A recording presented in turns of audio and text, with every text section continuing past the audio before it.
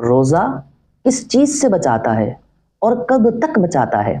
آئیے دیکھتے ہیں حدیث کیا کہتی ہے۔ نبی پاک صلی اللہ علیہ وآلہ وسلم ارشاد فرماتے ہیں، سنن نسائی کی صحیح حدیث ہے، الصوم جنتن، روزہ ڈھال ہے۔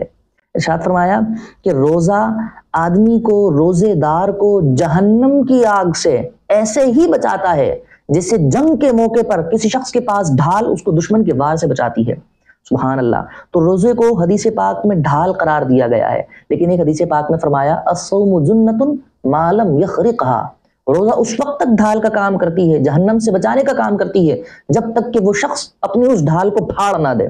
محدثین نے اس کا یہ معنی بیان کیا ہے کہ غیبت ایک ایسی چیز ہے، ایک ایسی بیماری ہے کہ جو روزہ ڈھال ہے اس ڈھال کو پھاڑ دیتا ہے۔ پھر یہ حدیث کے اندر اس قسم کے مفاہیم ملتے ہیں کہ بعض حضرات نے روزے کی حالت میں جب غیبت کی تو نبی پاک علیہ السلام نے ارشاد فرمایا کہ تم تو افطار سے پہلے ہی افطار کر چکی، اور پھر جب ان کی قے کروائی گئی تو باقاعدہ طور پر ان کی قے کے اندر گوشت کی الٹیاں ہوئیں، گوشت کی طے ہوئی۔ تو جب بھی محدثین نے ارشاد فرمایا کہ الصوم جنۃ ما لم یخرقھا میں مراد یہ ہے کہ روزے کے اندر اگر غیبت نہ کی جائے تو روزہ بطور ڈھال محفوظ رہتا ہے، جہنم سے بچانے کا کام کرتا ہے۔ اللہ اکبر۔ اور روزے کے بارے میں تو کیا کہا جائے کہ اللہ رب العزت نے ہر نیکی کے لیے جزا مقرر کی ہے، 10 سے لے کر 700 گنا تک نیکی کو بڑھا دیا جاتا ہے۔ اگر ہم ایک نیکی کرتے ہیں اللہ رب العزت اس میں اپنا فضل فرماتا ہے اور اس نیکی کو 1 سے بڑھا کر 10 20 25 700 گنا تک جو اللہ کا فضل ہو وہاں تک اس کو بڑھا دیا جاتا ہے۔ لیکن روزہ ایک ایسی نیکی ہے کہ جس کا اجر ارشاد فرمایا انا اجزی بہ، میں خود روزے کا اجر دوں گا، میں خود روزے کی جزا بیان کروں گا۔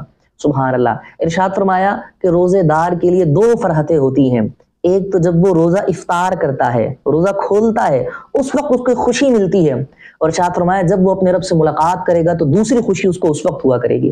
سبحان اللہ۔ اور اس کے بعد حدیث میں فرمایا الصوم جنۃ، الصوم جنۃ، روزہ ڈھال ہے، روزہ ڈھال ہے۔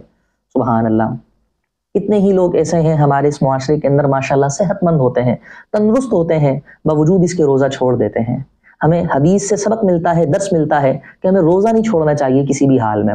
روزہ کتنی بڑی جزا والا کام ہے، یہ سعادت مندوں والا کام ہے۔ اللہ رب العزت روزہ رکھنے کی، روزے کا حق ادا کرنے کی توفیق نصیب فرمائے۔